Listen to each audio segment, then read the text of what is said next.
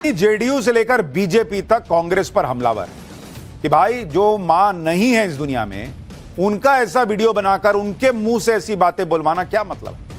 अब कांग्रेस के वीडियो पर बवाल मच गया, लेकिन कांग्रेस यह कहकर इस वीडियो का बचाव कर रही है कि वीडियो में कुछ गलत भी नहीं है। पीएम मोदी की मां तो उन्हें डांट रही है, इसमें दिक्कत क्या है।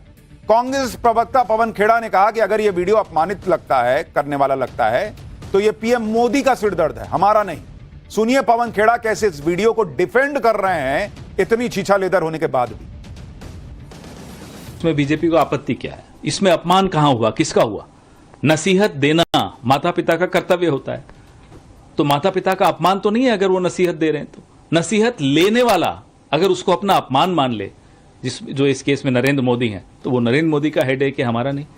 इसमें अपमानजनक एक शब्द बता दीजिए उनकी माता जी के प्रति हुआ हो तो। ये बार बार हर चीज को मुद्दा बनाना, हर चुनाव से पहले अपनी माताजी को लेकर आना और छुई बन के राजनीति करना सिर्फ नरेंद्र मोदी को ही आता है, हमें तो नहीं आता। इसके अलावा और एक और बात सुन लीजिए, कहते हैं कि वो स्वर्गवासी हो गई हैं, उनके लिए क्यों आप? नेहरू जी को स्वर्गवासी हुए कितने साल हो गए? वो नहीं देखते, वो तो अपमान करते हैं नेहरू जी का।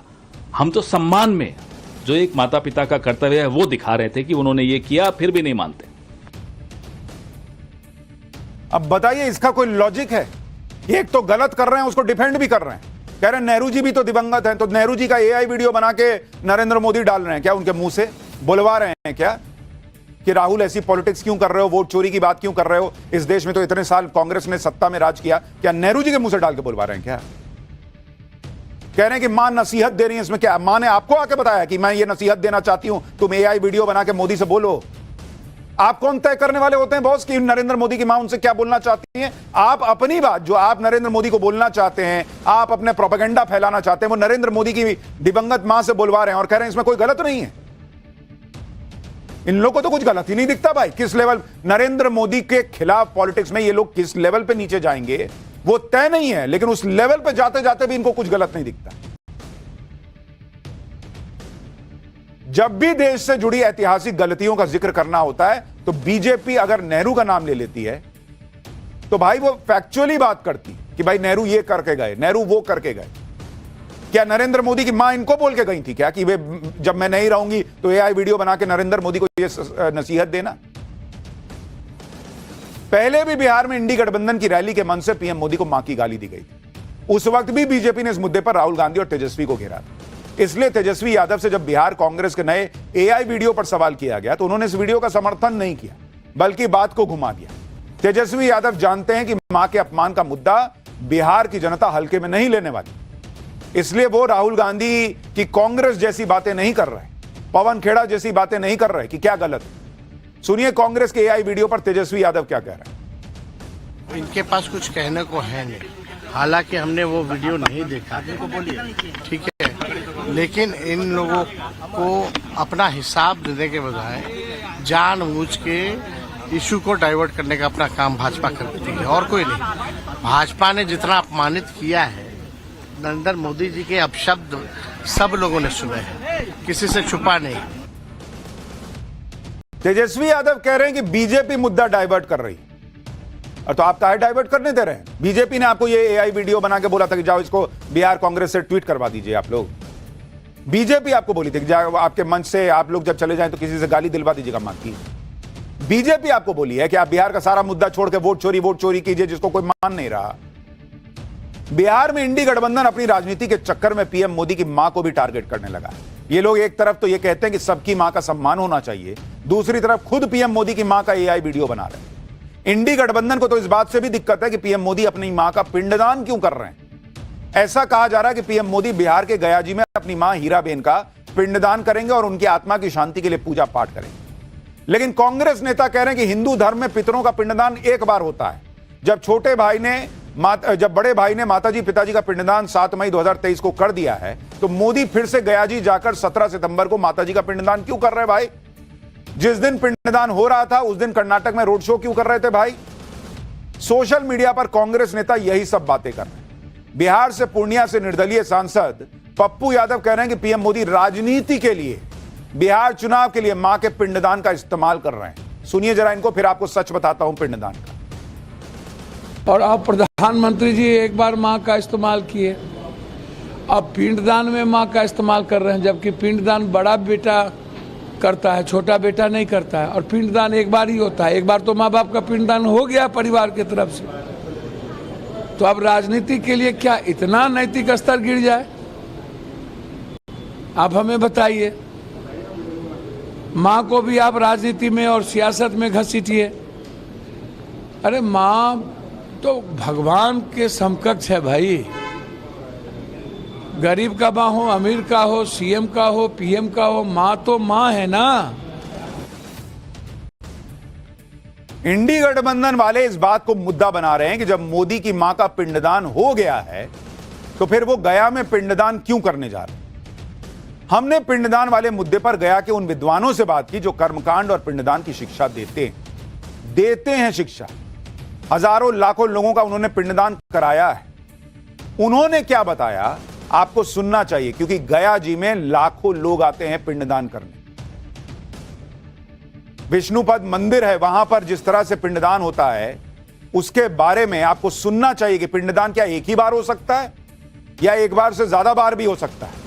कहीं और पिंडदान का महत्व क्या है और गया जी में पिंडदान का महत्व क्या है। एक बार पिंडदान कर दिया तो क्या दोबारा पिंडदान हो ही नहीं सकता।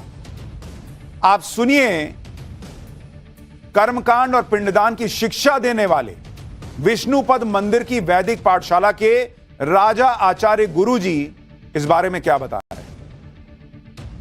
गया तीर्थ क्षेत्र में एक बार नहीं अपितु कई बार ही पिंड प्रदान हो सकता है। शास्त्रों में नियमानुसार गया तीर्थ आकर के अगर पुत्र अपने पूर्वजों के उत्तम लोक प्राप्ति हेतु पिंड प्रदान करते हैं, उन सभी के पितरों को मोक्ष प्राप्ति, वैकुंठ लोक की प्राप्ति हो जाती है। सनातन परंपरा के मानने वाले लोग गया तीर्थ में सैकड़ों बार आकर के पिंड प्रदान किए। अब एक बार ही गया तीर्थ आए, हमने श्राद्ध पिंड प्रदान इत्यादि किया और पितरलोक मोक्ष चल गए, दोबारा नहीं करना, ऐसा कहीं भी कोई भी लिखित नहीं है। ये सिर्फ एक भ्रामक है। लोग भ्रम फैला रहे हैं। जिनके पास अल्प ज्ञान है वही सिर्फ इस विषय इस बातों को बोलते हैं। गया तीर्थ में आप अनेक बार ही आ सकते हैं। आप जितनी बार आएंगे गया तीर्थ उतनी बार आपके पिता, पितामह, प्रपितामह, माता, पितामह, प्रपितामह सभी आपके पहले ही गया आकर के आपका इंतजार करते रहते हैं। हमारा पुत्र हमारे उद्धार के लिए पुनः गया आ रहा है।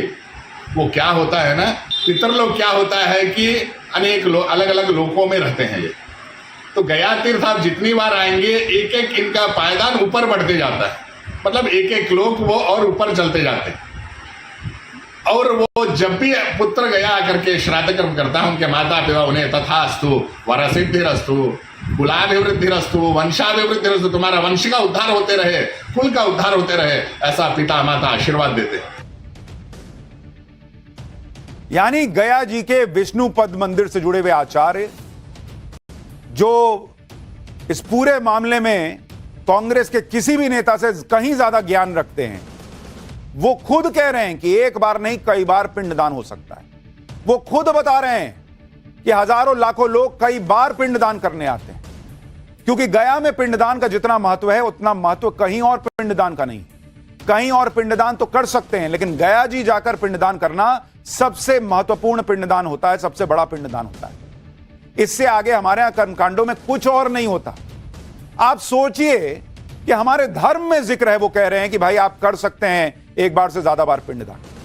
लेकिन इस देश में किस लेवल की पॉलिटिक्स हो रही है नरेंद्र मोदी के खिलाफ। मां का पैर कैसे धो दिया, नौटंकी है। मां के पैर क्यों छू लिए, नौटंकी है। मां का दोबारा पिंडदान कैसे कर दिया, नौटंकी। अरे सब नौटंकी है बॉस।